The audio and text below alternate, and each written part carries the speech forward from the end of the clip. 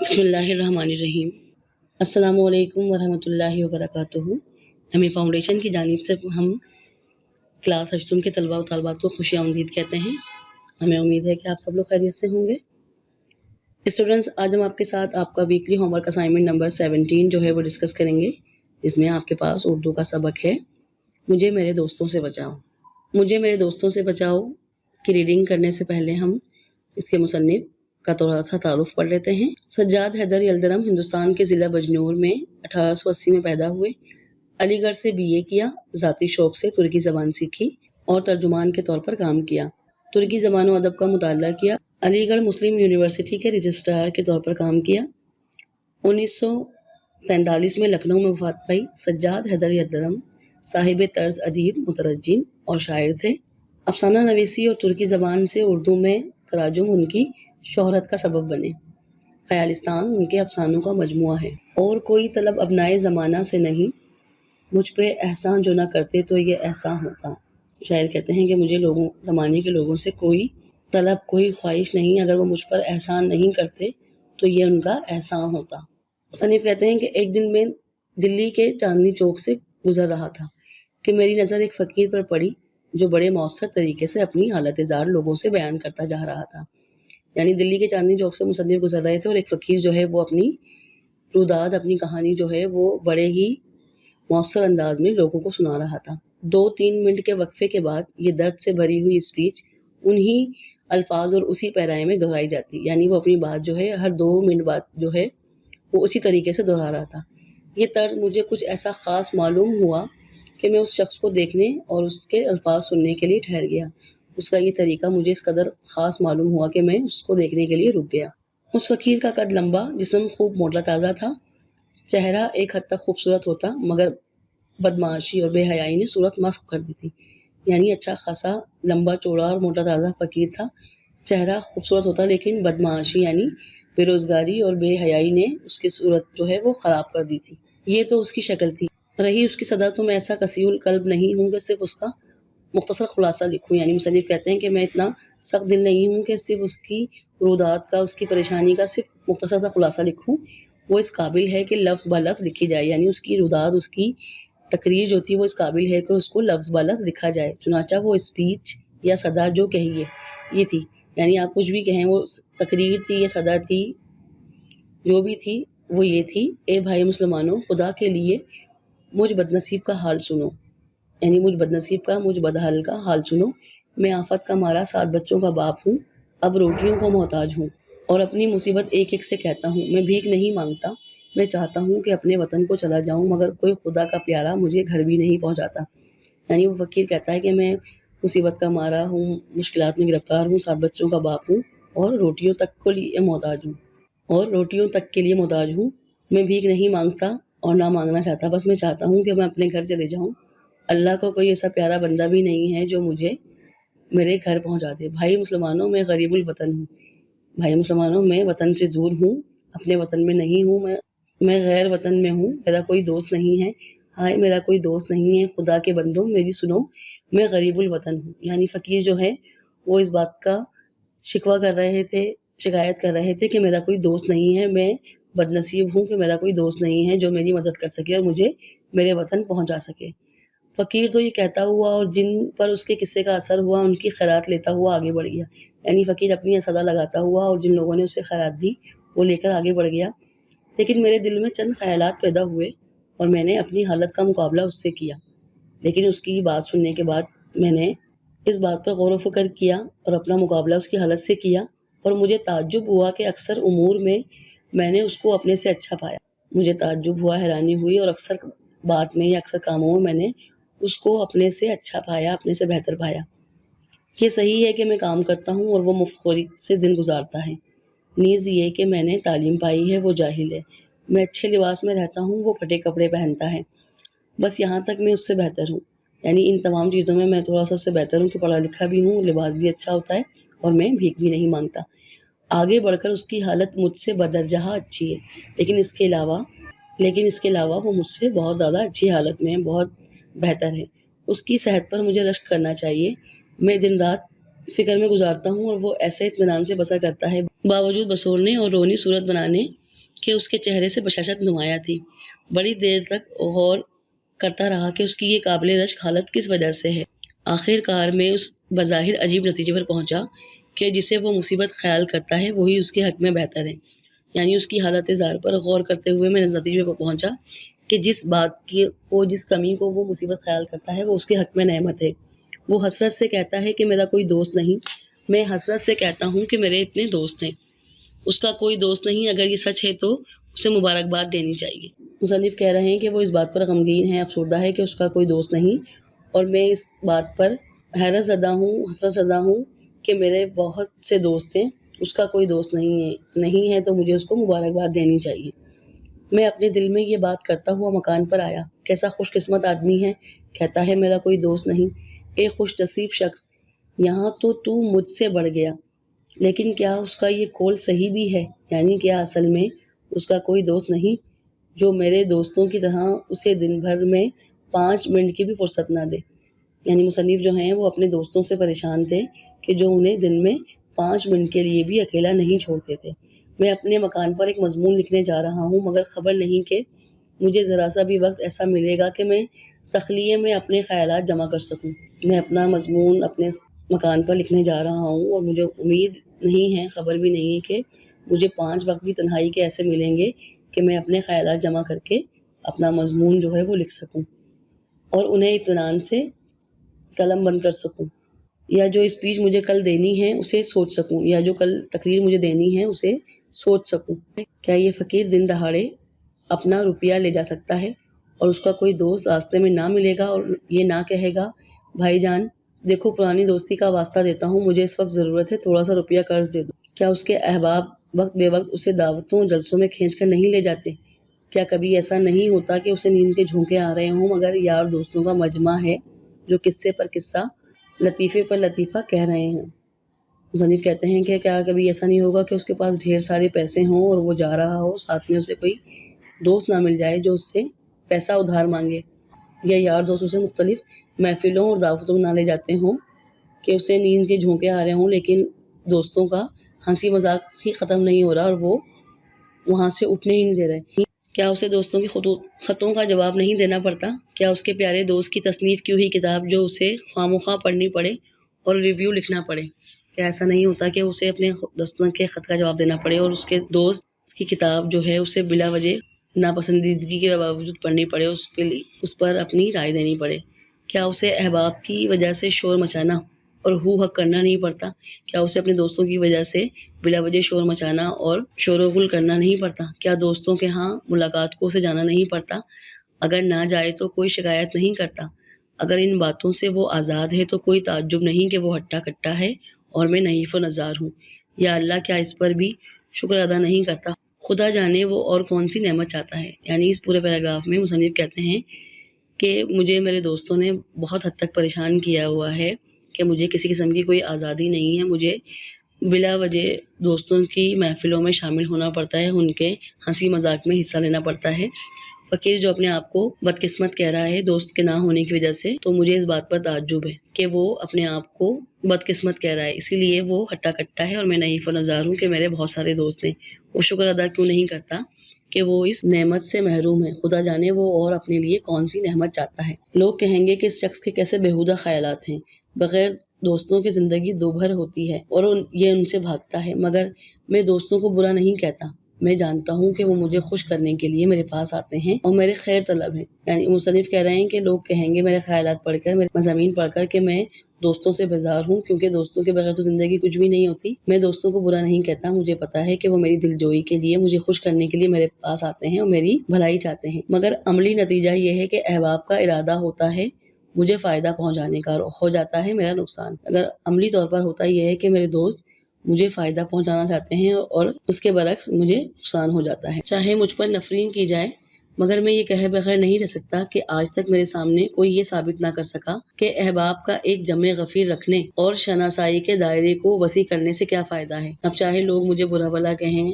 یا مجھ سے نفرت کریں یا نفرت کا اظہار کریں، مگر میں یہ بات کہے بغیر نہیں رہ سکتا کہ یہ کس بات سے ثابت ہوتا ہے کہ دوستوں کا جمع غفیر ہو، یعنی بہت سارے دوست ہوں تو ہی انسان کو فائدہ پہنچتا ہے۔ میں تو یہاں تک کہتا ہوں کہ اگر دنیا میں کچھ کام کرنا ہے اور باتوں ہی میں عمر نہیں گزارنی تو بعض نہایت عزیز دوستوں کو چھوڑنا پڑے گا۔ میں کہتا ہوں کہ اگر آپ نے دنیا میں کوئی کام کرنا ہے، ایسا کام جو دوسروں کے لیے فائدہ مند ہے اور صرف باتوں میں عمر نہیں گزارنی، تو ہمیں اپنے عزیز دوستوں کو چھوڑنا پڑے تو چھوڑ دینا چاہیے، چاہے اس سے میرے دل پر کیسا ہی صدمہ ہو، چاہے اس کی وجہ سے ہم کتنے ہی دکھی یا غمگین نہ ہو جائیں، لیکن اگر ہمیں اپنے معاملات اور معمولات کو بہتر بنانا ہے تو ہمیں اپنے عزیز دوستوں کو چھوڑنا پڑے تو ہمیں چھوڑ دینا چاہیے۔ مثلاً میرے دوست احمد مرزا ہیں، جنہیں میں بھڑبڑیا دوست کہتا ہوں۔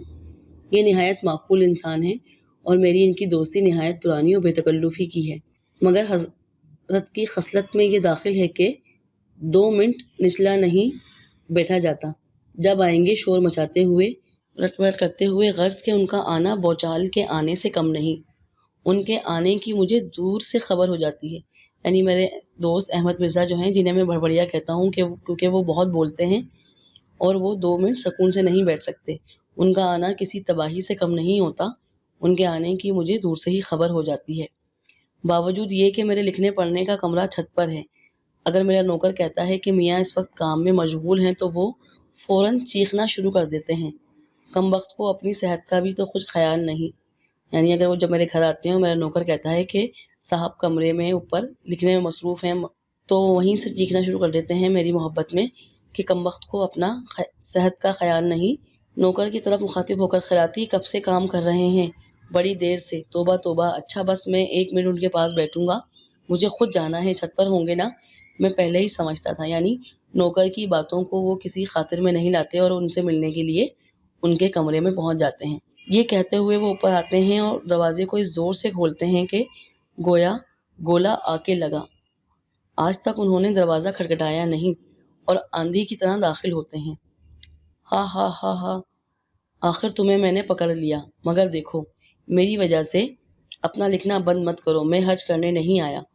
خدا کی پناہ کس قدر لکھ ڈالا، کہو طبیعت تو اچھی ہے، میں تو صرف یہ پوچھنے آیا تھا۔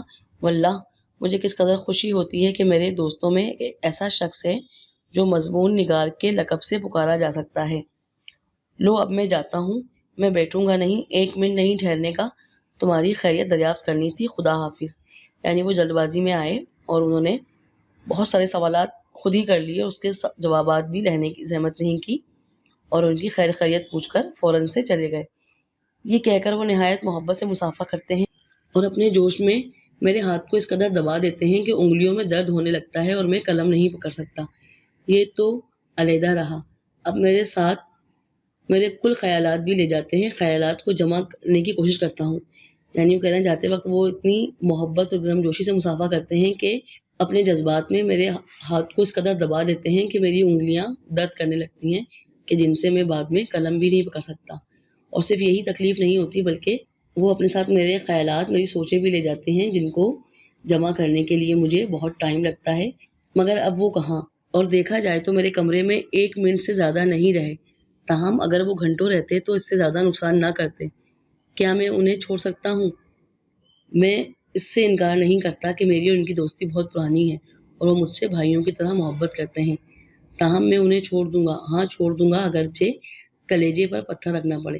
یعنی مصنف کہہ رہے ہیں کہ وہ اس قدر اپنی باتوں سے، اپنے عمل سے مجھے تنگ کرتے ہیں کہ میں بہت پرانی دوستی ہونے کے باوجود ان کو چھوڑنے کا سوچ چکا ہوں۔ حالانکہ یہ بات مجھے بہت تکلیف دے گی کہ میں اتنے پرانے دوست کو چھوڑ رہا ہوں، لیکن مجبوراً مجھے انہیں چھوڑنا پڑے گا۔ اور لیجئے میرے دوسرے دوست محمد تحسین، یہ بال بچوں والے صاحب ہیں، بال بچوں والے مطلب بیوی بچے والے صاحب ہیں، اور دن رات انہی کی فکر میں رہتے ہیں۔ جب کبھی ملنے آتے ہیں تو تیسرے پہر کے قریب آتے ہیں، جب کبھی ملنے آتے ہیں تو دوپہر کے بعد ملنے آتے ہیں، جب میں کام سے تو فارغ ہو چکتا ہوں لیکن اس قدر تھکا ہوا ہوتا ہوں کہ دل چاہتا ہے 1 گھنٹہ آرام کرسی پر خاموش پڑا رہوں۔ یعنی جس وقت وہ آتے ہیں اس وقت میرے آرام کا وقت ہوتا ہے اور میں چاہتا ہوں کہ میں 1 گھنٹہ آرام کر لوں اور خاموش رہوں، کسی سے بات چیت نہ کروں، مگر تحسین آئے ہیں اور ان سے ملنا ضروری ہے۔ ان کے پاس باتیں کرنے کے لیے سوائے اپنے بیوی بچوں کی بیماری کے اور کوئی موضوع نہیں ہے۔ یعنی وہ آتے ہی صرف مجھ سے اپنی بیوی بچوں کی باتیں، ان کی بیماری کو ڈسکس کرنے کے لیے آتے ہیں، ان کے پاس کوئی اور موضوع ہی نہیں ہے۔ میں کتنی ہی کوشش کروں مگر وہ اس مضمون سے باہر نہیں نکلتے۔ اگر میں موسم کا ذکر کرتا ہوں تو وہ کہتے ہیں ہاں بڑا خراب موسم ہے، میرے چھوٹے بچے کو بخار آ گیا ہے، منجلی لڑکی کھانسی میں مبتلا ہے۔ یعنی اگر میں موسم کی تبدیلی کا ذکر کرتا ہوں تو وہ فوراً سے اپنے بچوں کی بیماری کا ذکر جو ہے وہ درمیان میں لے آتے ہیں۔ اگر لٹریچر کے متعلق گفتگو کرتا ہوں تو تحسین صاحب فوراً معذرت پیش کرتے ہیں کہ بھائی آج کل گھر بھر بیمار ہے، مجھے اتنی فرصت کہاں کہ اخبار پڑھوں۔ اگر میں ادب کی یا لٹریچر کی کوئی بات کرتا ہوں تو وہ فوراً سے معذرت کر لیتے ہیں کہ آج کل گھر میں سب بیمار پڑے ہیں، میرے پاس فرصت یا فراغت نہیں ہے۔ اگر کسی عام جلسے میں آتے تو اپنے لڑکوں کو ساتھ لیے ہوتے، اپنے بیٹوں کو ساتھ لے کے آتے اور ہر ایک سے بار بار پوچھتے رہتے، طبیعت تو نہیں گھبراتی، پیاس تو نہیں معلوم ہوتی، کبھی نبض بھی دیکھ لیتے، اور وہاں بھی کسی سے ملتے ہیں تو گھر کی بیماری کا ہی ذکر کرتے ہیں۔ سجاد حیدر یلدرم۔ جی، اس سبق کا مرکزی خیال کچھ یوں ہے کہ دوستوں کی کثیر تعداد بھی جو ہے بعض مرتبہ ہمارے لیے پریشانی اور مشکلات کا باعث بنتی ہے۔ مصنف دوستوں کے نہ ہونے کو خوش قسمتی قرار دیتے ہیں کہ اگر دوست نہ ہوں تو زندگی زیادہ آسان اور سہل ہو جاتی ہے۔ اب آتے ہیں آپ کے اسائنمنٹ کی طرف۔ آپ کا ہوم ورک اسائنمنٹ نمبر 17 ہے، جس میں سبق ہے آپ کے پاس مجھے میرے دوستوں سے بچاؤ۔ سب سے پہلے دن کا کام ہے کہ آپ نے سبق مجھے میرے دوستوں سے بچاؤ کی ریڈنگ کرنی ہے، کتاب کا صفحہ نمبر 102 سے 105 تک۔ دوسرا کام ہے آپ کے پاس مندرجہ ذیل الفاظ کے معنی تحریر کریں۔ حالت زار، مسخ، غریب الوطن، قابل رشک، بشاشت، نحیف و نزار، ہٹا کھٹا، منجلی، کلیجے پر پتھر رکھنا۔ تیسرا کام ہے آپ کے پاس سبق مجھے میرے دوستوں سے بچاؤ کا مرکزی خیال تحریر کریں۔ چوتھا کام ہے آپ کے پاس مندرجہ ذیل سوالات کے جوابات تحریر کریں۔ یہ 4 سوالات ہیں، آپ نے ان کے جوابات تحریر کرنے ہیں۔ سوال نمبر 1، مصنف نے یہ مضمون کس کے بارے میں لکھا ہے؟ سوال نمبر 2، مصنف نے اس مضمون میں اپنی حالت کا موازنہ کس سے کیا ہے؟ سوال نمبر 3، مصنف اپنے دوست احمد مرزا کو کیا کہہ کر پکارتے ہیں؟ سوال نمبر 4، مصنف کے دوسرے دوست کا کیا نام ہے اور وہ ہمیشہ کس فکر میں رہتے ہیں؟ تحریر کریں۔ پانچواں کام ہے آپ کا مندرجہ ذیل الفاظ اور محاوروں کو اپنے جملوں میں استعمال کریں۔ حالت زار، مسخ، قابل رشک، بدرجہ، نچلا نہ بیٹھنا۔ چھٹا کام ہے آپ کا پڑھے لکھے اور ان پڑھ لوگوں پر 5 جملے لکھیے۔ اب آتے ہیں آپ کے کاپی ورک کی طرف۔ پہلے دن کا کام ہے آپ کا آپ نے انڈیکس بنانی ہے اور سبق مجھے میرے دوستوں سے بچاؤ کی ریڈنگ کرنی ہے، کتاب کا صفحہ نمبر 102 سے 105 تک۔ دوسرے دن کا کام ہے آپ کا مندرجہ ذیل الفاظ کے معنی تحریر کریں۔ حالت زار، مسخ، غریب الوطن، قابل رشک، بشاشت، نحیف و نزار، ہٹا کٹا، منجلی، کلیجے پہ پتھر رکھنا۔ تیسرے دن کا کام ہے آپ کا سبق مجھے میرے دوستوں سے بچاؤ کا مرکزی خیال تحریر کریں۔ مرکزی خیال سبق مجھے میرے دوستوں سے بچاؤ کا مرکزی خیال یہ ہے کہ ہر انسان کو ایک اچھے اور مخلص دوست کی ضرورت ہوتی ہے۔ اچھا دوست اللہ کا ایک قیمتی تحفہ ہے جس کی ہمیں قدر کرنی چاہیے، لیکن کبھی کبھی کچھ دوست پریشانی اور تکلیف کا سبب بن جاتے ہیں، جن کی وجہ سے انسان مشکل اور بےآرامی کا شکار ہو جاتا ہے، جو اپنے عمل سے لوگوں کو تنگ اور بیزار کرتے ہیں۔ ہمیں چاہیے کہ ہم اچھے دوست بنیں اور دوسروں کو نفع پہنچائیں۔ چوتھے دن کا کام ہے آپ کا مندرجہ ذیل سوالات کے جوابات تحریر کریں۔ سوال نمبر 1، مصنف نے یہ مضمون کس کے بارے میں لکھا؟ جواب، مصنف نے یہ مضمون اپنے دوستوں کے بارے میں لکھا کہ جو ان کے لیے پریشانی اور تکلیف کا باعث تھے۔ سوال نمبر 2، مصنف نے اس مضمون میں اپنی حالت کا موازنہ کس سے کیا ہے؟ جواب، مصنف نے اس مضمون میں اپنی پریشان حالت کا موازنہ ایک غریب الوطن فقیر کی حالت سے کیا ہے جو ہٹا کٹا اور موٹا تازہ ہے، مگر اکیلا ہے، اس کا کوئی دوست نہیں تھا، وہ دوست کے نہ ہونے سے پریشان تھا، مصنف دوستوں کے ہونے کی وجہ سے پریشان تھے۔ سوال نمبر 3، مصنف اپنے دوست احمد مرزا کو کیا کہہ کر پکارتے تھے؟ جواب، مصنف اپنے دوست احمد مرزا کو بڑبڑیا کہہ کر پکارتے ہیں کیونکہ وہ جب آتے شور مچاتے ہوئے آتے، 2 منٹ نچلا بیٹھا نہیں جاتا، چیزوں کو الٹ پلٹ کر دیتے، ان کا آنا بھونچال کے آنے سے کم نہیں ہوتا تھا، ان کے آنے کی خبر مصنف کو دور ہی سے ہو جاتی تھی۔ سوال نمبر 4، مصنف کے دوسرے دوست کا نام کیا اور وہ ہمیشہ کس فکر میں رہتے تھے؟ تحریر کریں۔ جواب، مصنف کے دوسرے دوست کا نام محمد تحسین ہے، یہ بال بچوں والے ہیں اور دن رات ان کی فکر میں مبتلا رہتے ہیں، ان کے پاس باتیں کرنے کے لیے سوائے اپنی بیوی بچوں کی بیماری کے کوئی اور مضمون ہی نہیں ہوتا، جو بھی بات کرو درمیان میں بیوی بچوں کا ذکر لازمی شامل کر دیتے تھے۔ پانچویں دن کا کام ہے مندرجہ ذیل الفاظ کو اپنے جملوں میں استعمال کریں۔ قابل رشک، کچھ لوگ قابل رشک ذہانت کے مالک ہوتے ہیں۔ بدرجہ، مصنف کی حالت فقیر سے بدرجہ بہتر تھی۔ نچلا نہ بیٹھنا، علی ایک لمحے کے لیے نچلا نہیں بیٹھتا۔ حالت زار، فقیر اپنی حالت زار ہر ایک کو بتاتا ہے۔ مسخ، زلزلے کے بعد بہت ساری عمارتیں مسخ ہو گئیں۔ چھٹے اور آخری دن کا کام ہے آپ کا سرگرمی مکمل کریں، ایکٹیویٹی مکمل کریں۔ آپ نے پڑھے لکھے اور ان پڑھ لوگوں پر 5 جملے لکھنے، یعنی آپ نے پڑھے لکھے ہونے اور ان پڑھ ہونے کے خوبیاں اور خامیاں جو ہیں وہ تحریر کرنی ہے۔ جی اسٹوڈنٹس، امید ہے آپ کو آپ کا اسائنمنٹ، اس کے سبق کی ریڈنگ اور تمام کاپی ورک جو ہے بہت اچھے طریقے سے سمجھ میں آ گیا ہوگا۔ اب آپ سے ملاقات ہوگی آپ کے اردو کے اگلے اسائنمنٹ میں۔ تب تک کے لیے اپنا اور دوسروں کا بہت خیال رکھیے گا۔ اللہ حافظ۔